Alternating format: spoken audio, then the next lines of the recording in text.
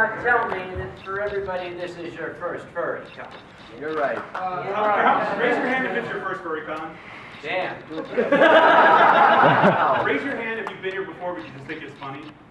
Raise your hand if you're here because you just want to see Kage. You guys sit in the back. You're here for the first time. You sit down and roll. I'm not old, I'm decrepit. Rule number 1, do not wear yourself out. Too late. Don't ever get old. Oh, yeah. The alternative isn't the best. Here's the point. Alright. Welcome to your first furry con. Yay. Join in, Mike? Yeah. Yeah, probably.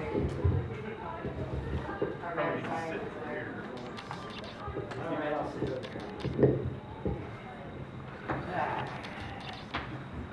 So realistically, how many people, this is your first furry convention ever? Wow. Yeah. Okay, first of all, welcome to Anthrocon. We're really happy you're here. Thank you for coming. Yes. Any questions? Didn't think so. When was the bar open?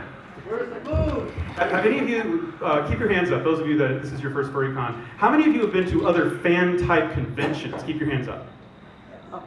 Some, okay. So you'll probably notice, you can put your hands down, you'll probably notice there are some differences between furry conventions, the way we operate, and other fan-type conventions.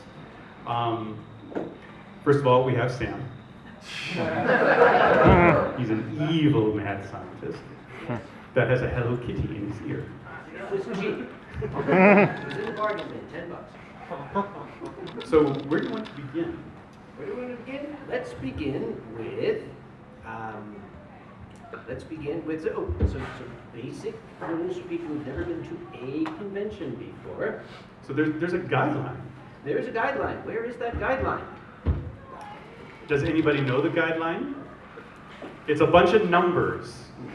621. 621. 621, that is, and this is minimum, and this comes from a physician, 6 hours of sleep, 2 good meals. Monster Energy drink is not a meal. Neither are pixie sticks. And 1 I'll eat later. shower, please. This is per day, not for the whole weekend. I already know, right now, sitting somewhere in this room, is someone who says, I don't need 6 hours of sleep. I don't need 2 meals. I am going to be seeing you carried off in an ambulance on Saturday afternoon. Trust me, it happens. I am just totally surprised it hasn't happened yet. Usually by now is when we get the call. There is somebody unconscious and unresponsive in the lobby, a person who has not slept in 4 days, has not eaten since Monday. You're having fun. You will literally forget to eat. We've seen it happen. You must take care of yourself because this is a lot of fun here. Why spoil your fun with a very expensive ride downtown? May I also add one thing that I think we should add to 621, but it's not necessarily a number. If you require medication, it is very easy to forget that you have to take it at times. Please, if you have to take medication multiple times a day, carry a little pill box with you or something. Take your medication regularly. It is just as it's easy to forget to eat. Like yesterday, I took my medication 4 hours later than I should have because I forgot the timing. You just get carried away. Even experienced people can forget. So please, if you have medications, there may be a few people in the room that do, please do not forget to take them, write a little reminder, carry a little pill box, do something to keep yourself healthy. For how many folks is this your first time staying in a hotel? A couple of them. Don't be afraid to raise your hand. There's like, what, Right. about 3 or 4? Yeah, everybody has their first time. This is a hotel. This is a classy hotel. This is not a dorm room. This is not a bus station. Please do treat the hotel courteously because anybody who's not courteous, the hotel tells me about. Let's just leave it at that. You don't want to get that call on Monday. No. So please, it's not funny to trash the rooms. It is certainly not funny to draw on tablecloths. If you want to exercise your artistic spirit, get a seat in artist's alley. Please do not construct a large and complex pyramid out of empty soda cans in your room again. Because the housekeepers, they got to deal with that. These are hard-working folk. Speaking of housekeepers being hard-working folk, it is traditional to leave a small tip for the housekeepers. If, $1 a day per person in the room is usually kind of the custom, but make sure you take a little sign that says housekeeper, because if you just leave money lying around, they're not allowed to touch it, because that's bad. But if you leave a little note and put it maybe on the bed with a little $1 or $5 Yeah. or what have you. And if you're an artist and you want to draw a little picture on it, they actually collect these and put them on a board in the housekeeping office. I've seen it. They treasure these things. It's great. So anybody with artistic bent, if you want to draw like a little happy face, cat or something on there, they will adore you for it. And they will do little things like leave you extra towels if you want. Also, if you sign your notes, put your name on them, some of the housekeepers will write you notes back. Yeah. They do notice trends. There was one year, about 2 or 3 years ago, when I actually didn't sleep very well, and I was not feeling well, and I didn't go under the covers. I slept on top of the We bed. don't need details. Well, anyway, the thing was, she noticed that the bed didn't really need to be made, and she actually wrote me a note saying, "Are you feeling well? I noticed your bed wasn't slept in last night." They do care if you're building a rapport with them and you're leaving tips and they're watching things. They will notice if something is amiss, so they get to know you. Is anybody staying on the 8th floor, by the way, of this hotel? Me. Your housekeeper is Snezana. I love her. Snezana. If you're staying on the 5th floor, you have my favorite housekeeper. Her name is Candace, with a K. She's wonderful. Please, I Or you and Bob? You took my suite. because I am getting too goddamn old to take the steps. Speaking of which, I know that. there are, yes, I'm not way too old. there are stairs that go up to the guest room floors. Those of you who did not know this, at the top of the escalators on the 3rd floor, there's a sign that points and it says stairway to guest rooms, guest floors 5 through 26. If there is a huge Mondo elevator line downstairs, and that's something that cannot be avoided, the elevators are not broken, they're not malfunctioning, they're doing exactly what they're supposed to, there's just too goddamn many of us. If those lines are too long and you're on floor, say, 10 or lower, consider taking the stairs. And I know if you're European, you can go all the way up to 26. You have no excuse. I'm looking at you, Mr. Q-Dick back there. Yeah, he's far. Yeah, this guy like walks 80 miles to work every day. Speaking of the elevators, there are some elevator etiquette rules that we have, and also this hotel has what are called smart elevators. You probably noticed that when you press the button and the doors open, you can't press a button inside. Those panels are quite expensive. Don't press them too hard. We had people that wanted to think it would be funny to punch one, Yeah. and they got the bill. Yes, and that means you got the bill. Added to your fee and will be put on your credit card. If we catch you. If we Yes. don't catch you, everybody in this room pays the bill. Because when you sign up for Anthrocon and you pay us whatever, $60, or if you're a sponsor more than that, if you're a super sponsor, I love you a lot more than that. A percentage of that goes to pay damages, because we have people here that fall into the category that my grandmother used to call dickweeds, who think that it is somehow funny to cause damage to the hotel or to the convention center. Leave the comedy to the professionals, please. It is not funny. Last year, for example, the hotel manager came in and said somebody scribbled graffiti all over the walls of one of the bathrooms.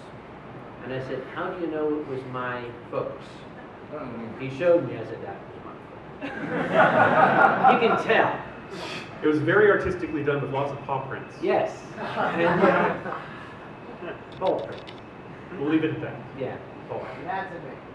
But yeah, no, in terms of elevator etiquette, we have fursuiters, which have a little bit different needs. And so Fursuiters tend to be given elevator priority. If you've noticed in the West, and when the lines get longer, they sometimes step off to the right of the line, and the door side will pull some of them first to go up and then pull people from the main line. That is done for health reasons. If a fursuiter is overheating and is at possible risk of heat stroke, we want them to get up to their room and take care of themselves as fast as possible. So it is customary to let fursuiters on and off the elevators first. It is a courtesy that all Anthrocon attendees have honored for 20 years. So we want to continue doing that. If a fursuiter is trying to get on or off an elevator, please allow them to do that. It's not funny when an elevator car opens up and everybody goes, hi, and the doors close and the fursuiter is standing there getting ready to pass out.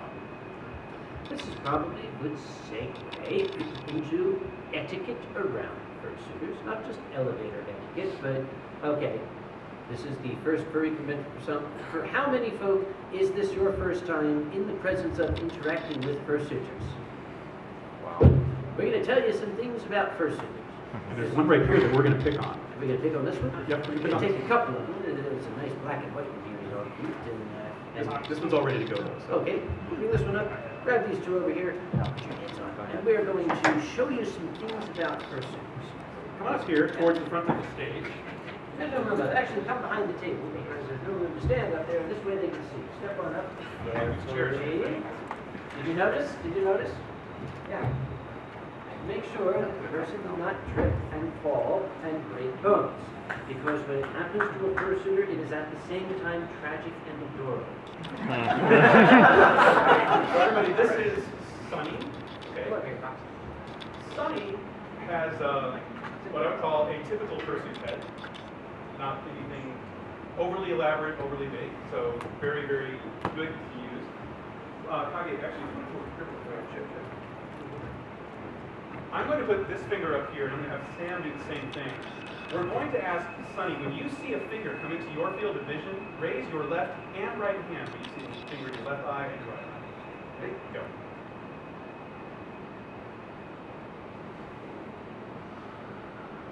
Anything outside of this field of vision is not visible to the fursuiter. That means, if we continue looking forward, if any one of us were to try something like, oh my God, cute! Had no idea it was coming. And incidentally, any anime fans out there? Don't. That anime greeting of, that also breaks bones. Did you see how tragic and adorable that was? Again, fursuiters do not see you coming. Also, it is considered perfectly good etiquette to tell a fursuiter that there is an obstacle coming up. For example, if this fox is walking toward me, oh, stop, look down, there's a step. It's very possible this fox did not know there was a step there. Do not want fursuiters getting injured. I know I make fun of it, it's adorable, but it is really a downer for everyone. It's a downer for the fursuiter. It's a downer for me, who has to pay the insurance bill. And it's a downer for the emergency medical crew, who has no choice but to take a pair of shears and cut this injured person out of this fursuit. That's why we don't like to let fursuiters get hurt. And this has happened. They're not allowed to undress them. They actually have to cut clothing off and fursuit comes clothing. Why is that such a problem? Well, as most of you can guess, you do not go into Macy's or Target to buy a fursuit. It's not something that you can order on Amazon.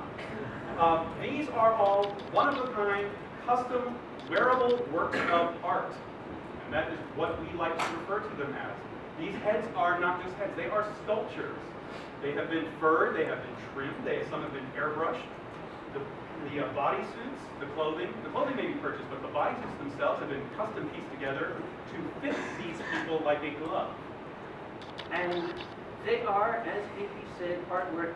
Sometimes the illusion can be so complete that you can even be fooled just for a moment into thinking, oh my gosh, it's real.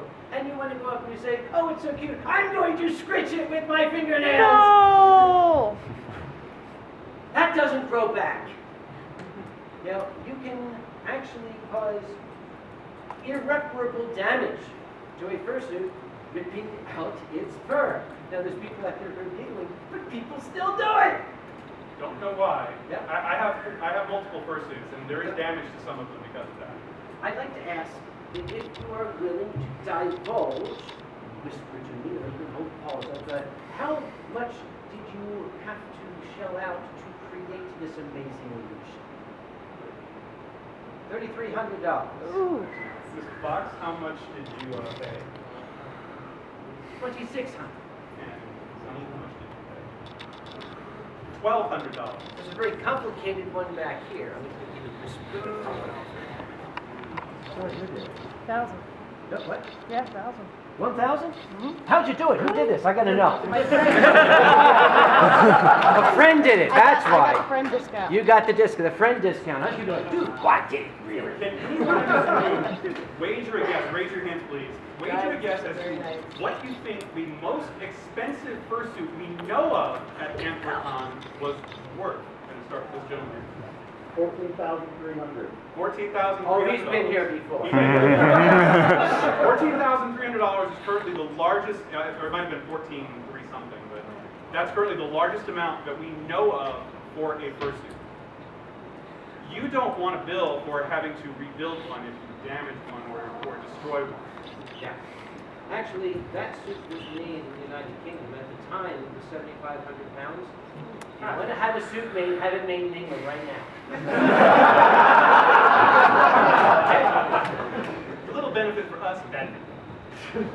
One other thing, when you are wanting to hug a fursuit, if you have been eating Cheetos, if you happen to be drinking Code Red Mountain Dew,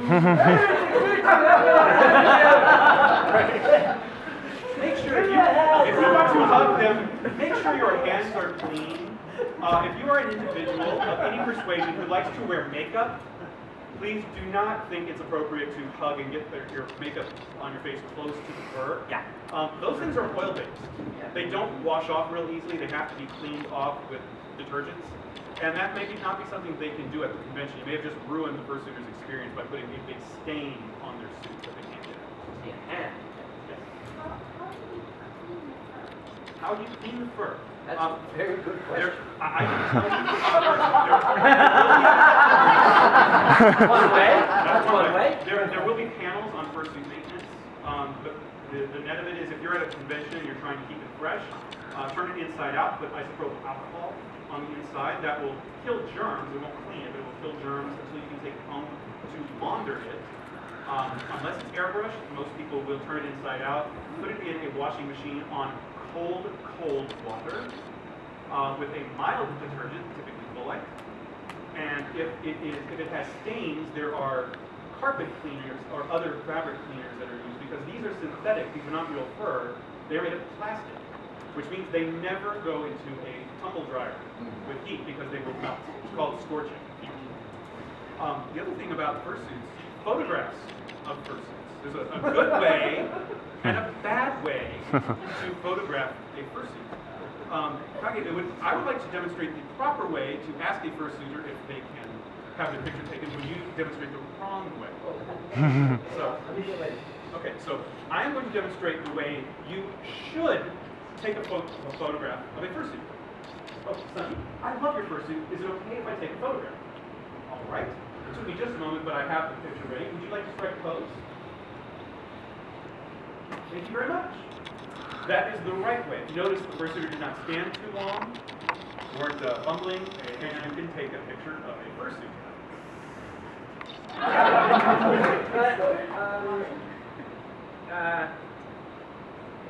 Trying to focus. Okay, you got 3 seconds, all right? If you don't know how to operate your phone, you got no business taking a picture of a fursuiter. One other thing you really don't want to do to a fursuiter when you're going to take a photograph, one second while I get prepared to do this. It's like, oh, can I take your picture? I really want to take your picture. I really want to take your picture. And put the flash on in their eyes. Because that's really what we were going for is, if you do something like that, and it takes a picture, and the flash goes off, they will be momentarily blinded And you know they already have limited mobility. If they start seeing big spots in front of their eyes, they're going to have a schnoz in the wall. I'd like to point out that many of these creatures do not speak. They lack the human vocal cord or lingual structure to make intelligible sounds to Homo sapiens. So creatures tend to have their own somatic language. What are some things that fursuiters do to try to, what is this? What is this? Anybody know what this signal means? Hot. I'm getting hot. What about if they start going? No, I have to go. It doesn't necessarily mean bathroom. It just means I have to leave. They might want to go to the headless lounge. They might need water. They might be getting ready to pass out. They might have been told that they are about to be married and they're late. It could be anything. So if you see them saying like this and you want to take a picture, don't be offended if they continue to scoot away. So let us recap. If you actually feel you must touch a fursuiter, number one, ask permission. You're not just going to go up to somebody on the subway in Philadelphia and start petting them. They're all laughing, but people will do that to a fursuiter. Ask first. I know, it just doesn't seem like you have to. You're not going to go up and say, hey, puppy, also don't grab the head and shake it. Don't do that. And the other thing really bad, and I don't know why people still do this, if fursuiters walking by, don't grab the tail. Some of them have tails that are attached to belts, but some of these tails are stitched on, and if you pull on it, it will pop off, possibly ripping the back of the suit. So you will ask permission first. If you want to pet it, gently, no fingernails, you can do this, no Cheeto dust, no chocolate, no mucus. And it is very bad form to touch a fursuiter upon the front of the body, particularly the area of the chest, because you don't know who's in there. Even if you think you know who's in there, you may not know who's in there. Exactly. Somebody might be trying to do this incognito thing. Gentleman with the hat, you have a question. Yeah, I've noticed that with some fursuits with the planetary legs, or the digigrade legs, they have Digigrade. Digigrade. With that being said, the stomach on those fursuits might actually be a completely different area on The a tummy. male fursuit. I'm going to pet this fursuit on the tummy. No, I'm not. He'll punch me in the face. He's both tragic and adorable with it. Mostly tragic and hilarious, but... So again, your shoulder or something, gently on here. Again, don't grab the muscle and go wugga, wugga, wugga, wugga, wugga, because you might be injuring the neck if you do that. Is your head like, if I were to do that, would it injure your neck? It would hurt, and then you would punch me. Right, well, thanks, guys. Yep. We appreciate your help.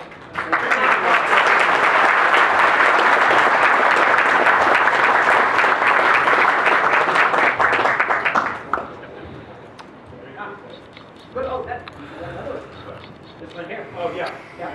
I gotta go. Well, actually it means what time What is time? it? Because a good fursuiter will say, Jesus, how long have I been out here? And if they realize I've been out here an hour, I need to go and okay. Get hydrated. Everybody seems to think that, new fursuiters, I do not want to drink water before getting in the suit because then I will have to go to the bathroom. It doesn't work that way. Your body will reabsorb that moisture because it needs to, and then it's going to want more, and it ain't going to be there. If you are a new fursuiter for the first time, do yourself a favor, drink the water. Drink lots of it. You will not likely have to go to the bathroom because that water is going to be coming out of the pores of your skin. Might also add, a lot of people think that they can have an alcoholic beverage to rehydrate. That doesn't work. In fact, it does the opposite, and it can make some people very, very sick. So as much as you might want to do that if you're a fursuiter, don't think you can rehydrate by going to the bar. Yeah. Also, this is something I never thought I would have to tell people until it became necessary to tell them. Midnight, I'm going to ask you a favor. If you would sit in this chair. Yeah. And sit at the back. And sit absolutely motionless. I actually saw this happen. I saw this in the lobby. And people going by, oh, isn't it cute? Oh, yeah. I got a picture of him. And I watched this happen, and I went up and I said, hello, excuse me. You okay? You okay? Security, yeah. That is a life-threatening situation. Yeah. A person has lost consciousness due to heat prostration. That person is about to die. If you see a fursuiter sitting very motionless, it's also perfectly good form to say, are you okay? And if you do, okay, you get that? That's fine. Let him go. They're having fun. But if you don't get a response, And then the other thing that can happen, if you can just lay down on the floor right over here, actually in front of the table. they won't be able to see it. We're just going to imagine Yes. this is They happening. might be able to see this. If you see somebody doing this, and this will happen, are you okay? If they're giving you a thumbs up, I mean, Yeah. okay, I'm just resting. Yeah. But if they say I'm okay and they don't do anything, we need to get security over there right away. Does everybody know how to recognize a security person at this convention? They've got a red vest that says Anthrocon Security. We had to custom design those vests because the original red vests we got made them look like Walmart greetings. Custom made vests. If you do not see a security person, do you know how to recognize a staff member? We have either a yellow lanyard or a yellow ribbon on the badge. Now this will change yearly. We have a different color every year, but it will very distinctly say staff. I do not have one. This is the only black ribbon here for chairman. Yes, that's nice. These ribbons also, they mean things. They kind of help identify people. This is not trophies to collect, trying to get as many as you want to. Now, if you're a sponsor, you get a sponsor ribbon. If you're a super sponsor, you get a super sponsor ribbon. If you act competent around me, you get a staff ribbon. And once that happens, you belong to me. I am very, very, very, very sad to report a beloved staff member, Jay Badger, passed away of cancer just not too many weeks ago. However, his ashes are here on site. It is wearing a staff badge. I do not tolerate anybody lollygagging. You're going to be on staff, you made a commitment. But anyway, let's change the subject. Thank you very much. Thank you, everybody.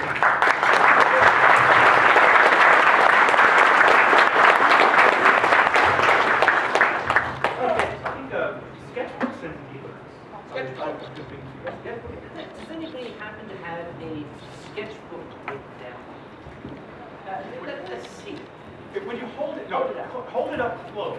Not Yeah, we don't want to see your, no, thank you, no, no. Hold it up close. Hold it up. Hold it up high. Yes, hold up high. Yeah, I see at least one that fits the description. Oh, yeah, here we go. Actually, no, really good one. Gentleman with the glasses back here, Yeah. and the gentleman with the glasses on this front table. Hold up your sketchbook so that everyone can see them.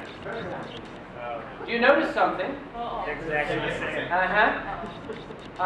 When people come up and they say, I lost a sketchbook. Okay, what did it look like? This is my favorite one, if I may.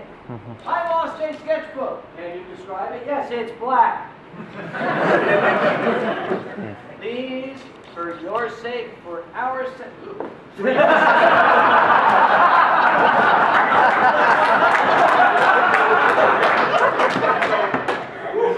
Yeah, take over, Kage. Get a glass of water, wash your eyes out.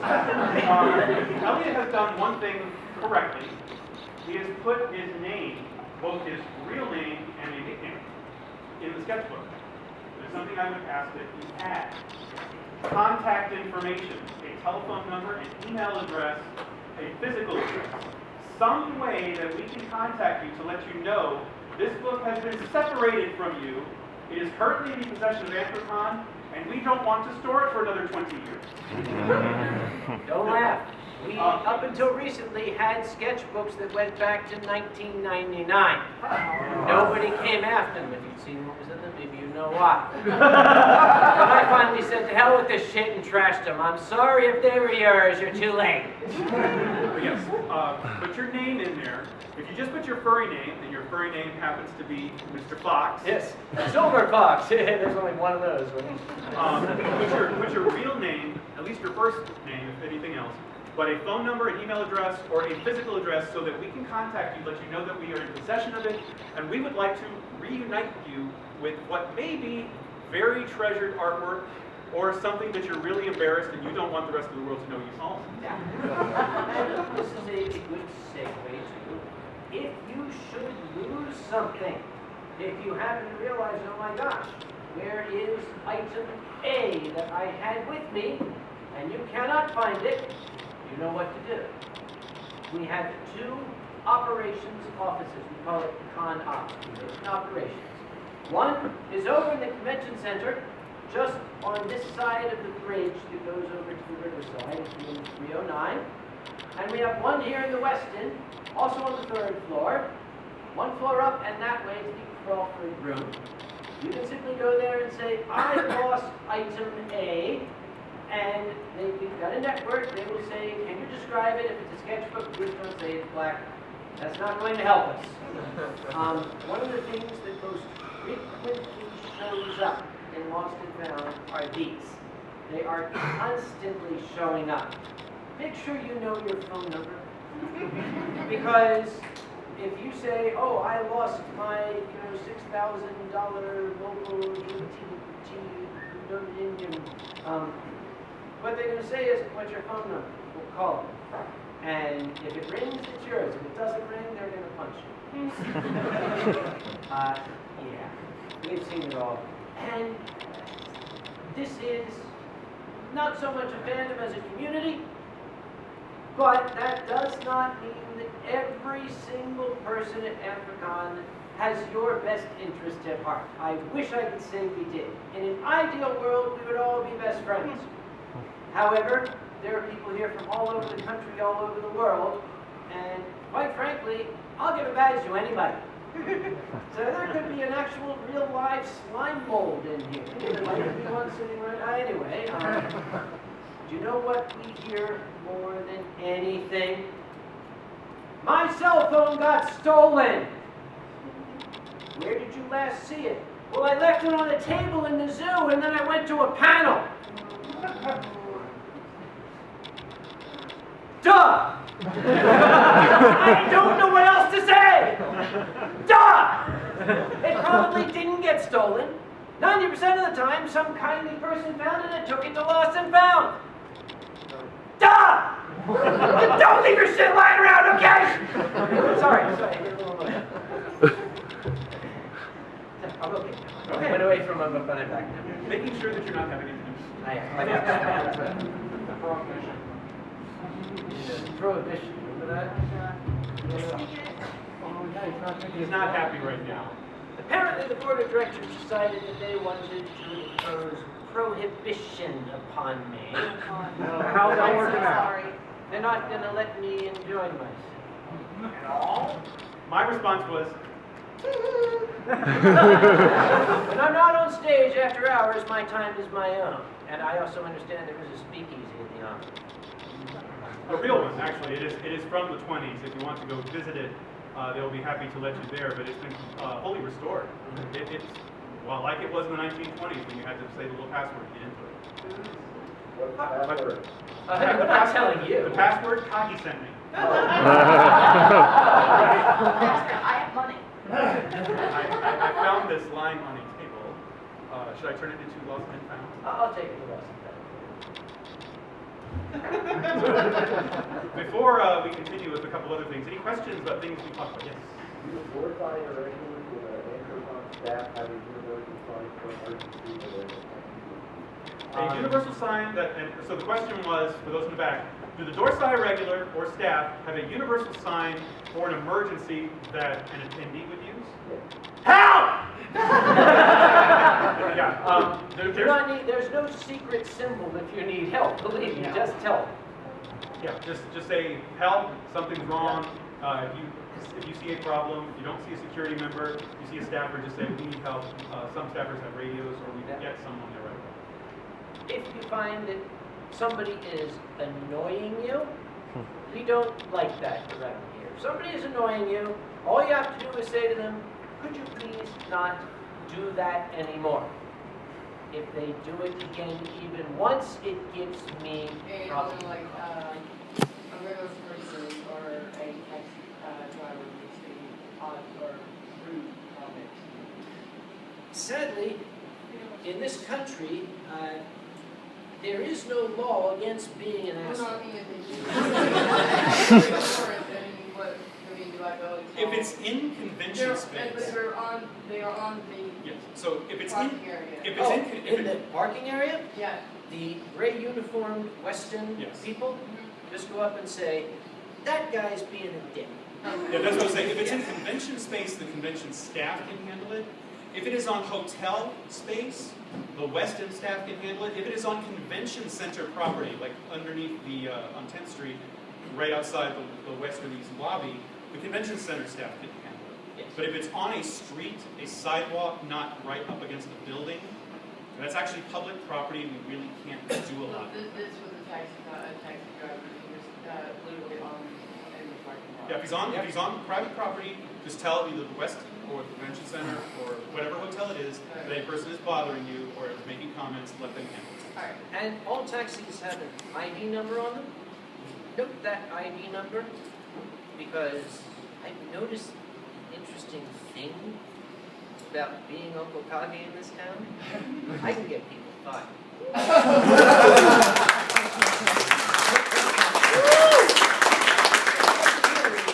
How many hours a day on average does a fursuiter spend time on this? Good Lord. Do you want to go over Yappy's schedule? Okay, that's the extreme end, make sure they know that. Okay, so a fursuiter will spend as little or as much time as they like, depending on what they want to do. Some of the folks in this room might want to go to a couple of panels in Fursuit because they want to learn performance techniques. They could spend maybe as little as 30 minutes to a couple of hours in Fursuit at any one time. And then there are the extreme cases, such as, who knows who Yappy Fox is? For those that don't know, Yappy Fox created the Fursuit Parade back in 1997. He is what we call a marathon suitor. Now, we do not recommend this. We definitely don't recommend this. However, Yappy can log anywhere from 18 to 24 hours consecutively in Fursuit. Without going to the exercise? I didn't say he wouldn't go to the headless lounge. He's one of the people that will just lie down on the floor every once in a while and will just sit there by a fan and rest, and we have to go poke him and say, are you okay? He'll go like that. He doesn't want to talk. But we don't recommend that under any circumstances. That is your own decision if you want to do it, but it is not necessarily the healthiest thing. Yes, there is no trophy for longest person in Fursuit. Please don't do it yourself. Gentlemen, I think possibly in the red with the biohazard symbol. It's hard to tell. What's the best polite way to say no to hugs and stuff? Yeah, Because go yes. You stand up. Yeah. What if you don't want somebody to hug you? This one. Yes, thank you very much. without being rude to them. Because Sometimes there's no way. I mean, this is probably the most polite way. You know, this. If they continue to do so. But yeah, this is a universal symbol. Because that would be both tragic and hilarious. Yes, it would. Again, especially if you're in suit, you know, you don't have to speak, just, you know, this sort of thing, little backup, that sort of thing. And for those that don't know, there are some fursuiters who, for personal reasons, do not want to be hugged. They don't want to be touched. It could be that their costume is brand spanking new, and they're about to go have it photographed. And it's been brushed, combed, it's been crimped, and that appearance will only last for a few minutes, so they don't want anybody mussing it. There are some people who don't want to be touched, and you want to give them their space. If they say no, no means no. Yes. Yes. I think just something general to say is that if you as a suitor don't want to be touched, that's totally cool, but going up to other suitors and moving their nose, and then in turn being like, oh no, but don't move my nose. It's gonna send a really weird signal. I So would just, if I you just want never, to be touching them is gonna tell them that yeah, you are I just never allowed. recommend touching anybody without asking permission. Exactly. That's common courtesy, whether you're in fursuit or not. Especially if you're. Yeah, but this is, even though this is a friendly community, we are still people in a civil society. And if you think about it, would you just go up to anyone that you don't know and try to hug and want them? No, you'd probably get punched or arrested. Okay, let's consider. Let's consider. May I have a hug? May I have a hug? See the difference? So yeah, just be polite and be courteous and just be normal. Best way to describe it, yes. Whoa, where'd that come? Okay. I feel like I shouldn't have to say this, but if you hug a fursuiter, don't lift them up. Yeah, no bear hugs, please. Just don't be stupid, okay? And keep it, Or rip them off the nose. yeah, and don't lift them off the floor. Feet stay on the floor. Don't do it. Yes. Yeah, again, I don't know where this whole "I'm going to give you a bear hug and break your ribs because I love you" thing came from. We have had cracked ribs from over-enthusiastic people. Don't do that. I mean, again, I'm standing up here saying, don't do these extremely obvious things, but apparently to some people they're not obvious. There was a situation in 2003 when we were in Philadelphia. That was at the long-lost Adams Mark. Beautiful hotel, wish it was still around, but It was a piece of shit. It was our piece of shit. it was ours. Yeah. But in the lobby, there was an individual, I know his name, I won't repeat it, but he decided when I was in fursuit, it would be funny to take my fursuit head and start turning it 180 degrees. This is a true story. This particular head, at that time, was one of the few custom costumes that was out there. There were not a lot of fursuit builders. In fact, there were no custom fursuit builders out there publicly. So this guy thought, I'll just turn his head around. So starts turning his head around. You can see my body starting to do this as the nose is now over here. So my response was, as soon as I turned the head into the right appearance, I turned the guy around and I gave him a swift kick in the butt and started chasing him through the lobby to get him to the security guards who decided that they were going to figure out if he was going to stay at the con or not. Don't do that. Don't accost somebody, don't assault them, because that was assault, and had my head been constructed a little differently, I could have had a broken neck. That's very dangerous. Don't assume that you can do things to characters. You've seen people assault mascots on YouTube. That's actually really dangerous. Don't think you can do that here. I mean, they really didn't do it, especially from someone who's received it. One last thing, celebrities and people in the vendor's room, dealer's room. Yes. A lot of the people that you will see in the dealer's room might be fairly well known to you, including our guests of honor. Is everybody excited about our guests of honor, by the way? Did a really good job of getting some really top-notch guests this year, but there are also some top-notch artists, writers, people that are publishing and releasing new books. I think Kyle Dole is releasing a brand new book this year here at AC. Tani Dorial is here, Michelle Light, Dark Natasha, Marcy McAdam. There's a whole bunch of people that are there. Does Stu have a table? He does not have a table this time around. He just wanted to have fun. Fox Amore, if you like music, is here, and he has a table. These are people who make their living by selling things in the dealer's room. If you want to go talk to them, it's fine, but if you see somebody behind them that's waving a $100 bill saying, I want to give it to you and get your CD, please step aside and let them make that transaction. You can always speak with them, and they're happy to speak with you, but they are trying to make a living. In many cases, this is their primary income. And if you are stopping them and that guy walks away with that $100 bill still in his pocket, you just took $100 out of that person's pocket. The other thing is, there are right ways and wrong ways to approach someone you perceive as a celebrity. Right way, let's use Uncle Kage as an example. Would you stand right here? So Sam might be standing there, and I might think, oh look, it's Uncle Kage. Oh, Uncle Kage. Oh, yes, Hi, it's KP. I've been watching you for years. I really admire your work. I just drink a lot. Well, speaking of which, I'd love to chat with you. Would you mind if I bought you a drink at the bar? I would not mind that at all. I'm not doing anything right now. Oh, okay. Well, if you get busy, I understand, but I'd love to buy you a drink. Would you mind? So I'm happy with that. Yes, let's do it. That's the right way. See how neat that was? And you have a happy celebrity, and you have a happy interaction, and you might be making a brand new friend. Now, there's a wrong way to do this, which we will now, well, there are many wrong ways. I'll demonstrate two of them. One of them is, Uncle Kage! Hi! What? Oh my gosh, I like you. You are so funny. Oh, I'm really happy to meet you, Uncle Kage.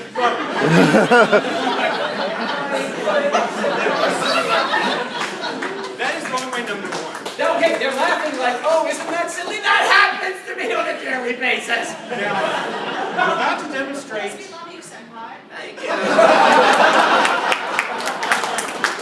I'll now demonstrate number two wrong way, which I think is by far and away the worst interaction Kage could have possibly had. And I need someone to be speaking to Kage, so I'm a volunteer. Would you stand up right here and Okay. with the two of you just pretend like you're having a conversation. We shall actually have a conversation. Have a conversation. Hello. Nice to meet you. Oh, it's nice to meet you. Oh, first, where did you meet you? Yeah, it's my first Anthrocon. Oh, that is, what do you think of this amazing little world? It's really neat. It's very big. It's really far apart.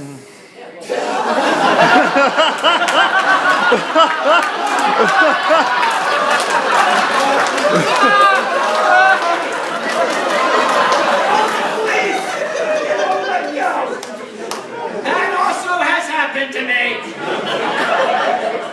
What Kage didn't feel, but I was demonstrating also, is that embrace also involved a lick on the neck. I don't know what that person was thinking, but does anybody here want to be hugged from behind by a 5'10" person with a scraggly beard that wants to lick you on the neck and hug you really tightly across the chest? Statistically, yes? No. Statistically, the odds of that happening are greater than the odds of you being struck by lightning while winning the Powerball. Yes. Not going to happen in any lifetime in the next 25 centuries. But no, these weird things happen. People seem to think because we're in this fandom and we're all friends that we can do weird things to each other in public and nobody's going to mind. No, don't. Just don't. And there's another one. This one's a little more subtle. If you want to engage somebody in conversation, I hate to, how do I put it? Try to keep your sentences short. It's called polite discourse. Because if the person has somewhere to go, or if, like, you go to the bathroom or something, you know, take a breath now and then. It gives them the opportunity to say, oh, hey, I got to run up. This has been great. Look, let's, later on, something like this. Because something I get a lot is this one. I'll be wigging good. Oh, hey, your Uncle Kage. It's really great to meet you. Did I mention that my washing machine overflowed this morning? And I was late for the convention because when I woke up, there was water all over the floor in my laundry room, and the washing machine was just like putting water everywhere. And the thing is that the washing machine, I just had the washing machine fixed like a couple of days ago, and I was just, this happens too. Don't do that. Take a breath now and then. Oh, and here's another one. Don't do this. Oh,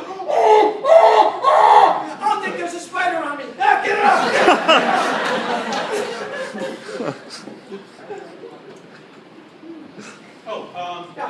Something about our convention's culture deals with con badges and the types of con badges that we have.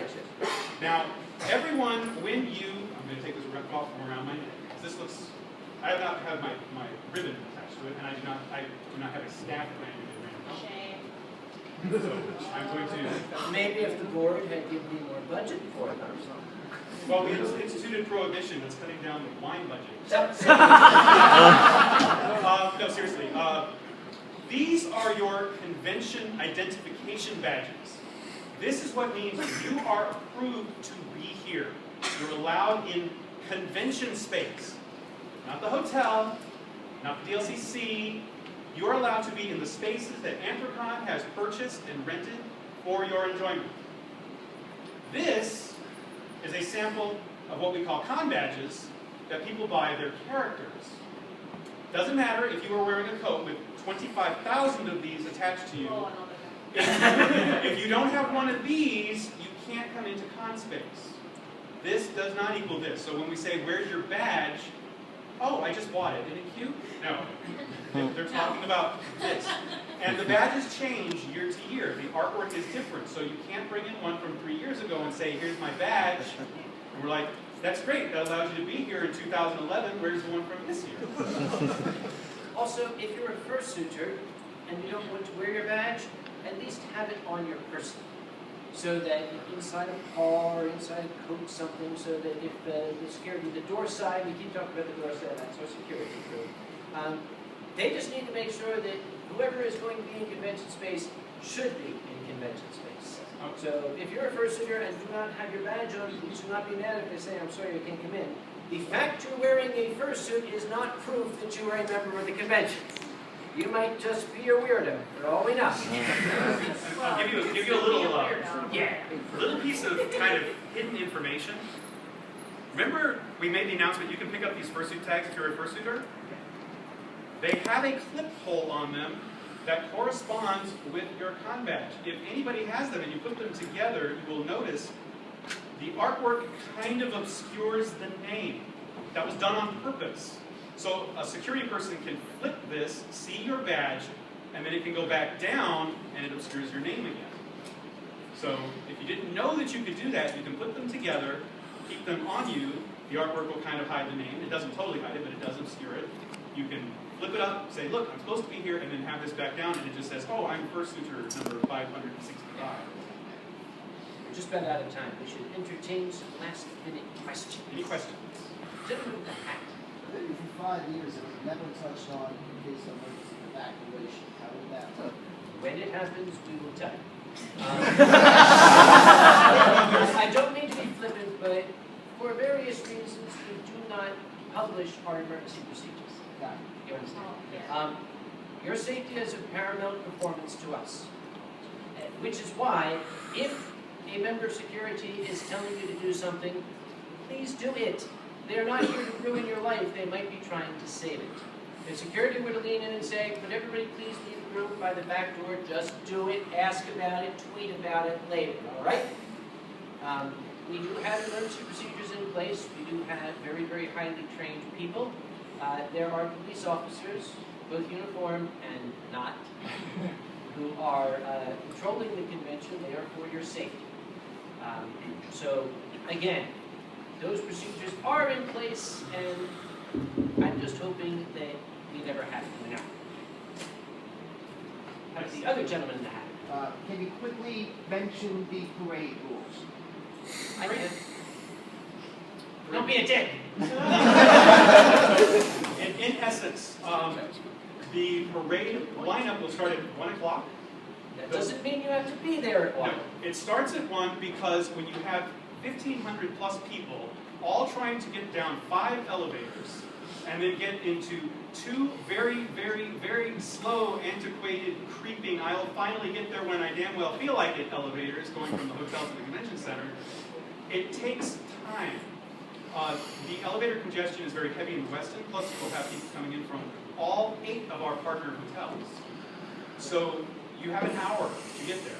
The photograph will be taken at 2 p.m. Exactly. That means the doors will close. If you are not in that room in Hall A at 2 p.m., you will not be in the photograph. Handlers will not be in the photograph. Handlers are not allowed in the photograph. If you are not in fursuit, you are not allowed to be in the photograph.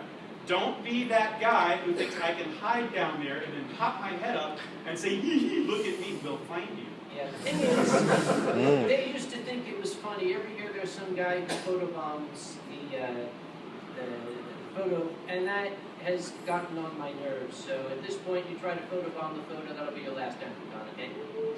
Yeah, I'm tired of taking it. That deals with the photograph. Yes. Following the photograph, Gappy Fox, the person we talked about, in a big, bright, fire engine red fox suit with a loud obnoxious symbol will start pounding on it. Oh, he's not having symbols. Oh, he's not having Yeah, symbols. because there's going to be a brass band out there that will. Oh, I thought he was going to be pounding on it. No. But anyway, he will be leading the parade, following the brass band. And then everyone will be marching out 2 by 2. People will be marching out in pairs. That is done to cut the parade length in half. When you move out, you will be coming out of Hall A. You will go downstairs and out onto 10th Street. You will be doing the outside portion of the parade first. You will loop around 10th Street, come back to the other side of the lobby, go upstairs, and then we will do the interior portion for the dealers, and then head back to Hall A for you to rest and rehydrate. Certain items of clothing and certain objects may not be carried or worn in the parade. We will not be allowing flags of any type. The reason for this actually is not what people may think. People tend to put the flags on flagpoles. Somebody got struck with a flagpole. Yeah, this asshole's out there doing this sort of thing and cracks somebody in the skull. So, no more flags. No more flags, whether worn or anything else. We're just trying to keep it. We're trying to keep a very even keel on it. Also, the parade is a place for individuals to demonstrate and show off your costume, show off your fursuit.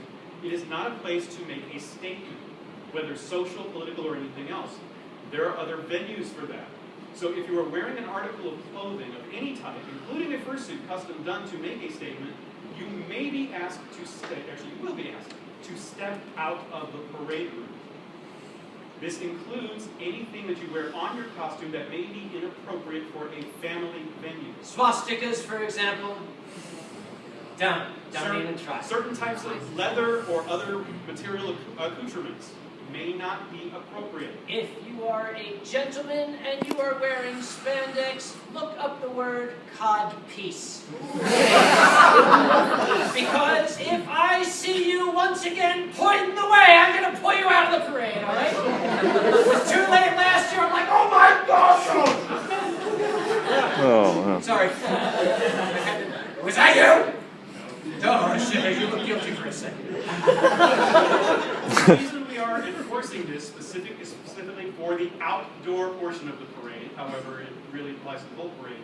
The city of Pittsburgh has been very gracious to us. We want to maintain a good relationship with them. In showing off the costumes, we are representing Anthrocon. We are not representing the furry fandom. That is not our place. But we are representing this convention.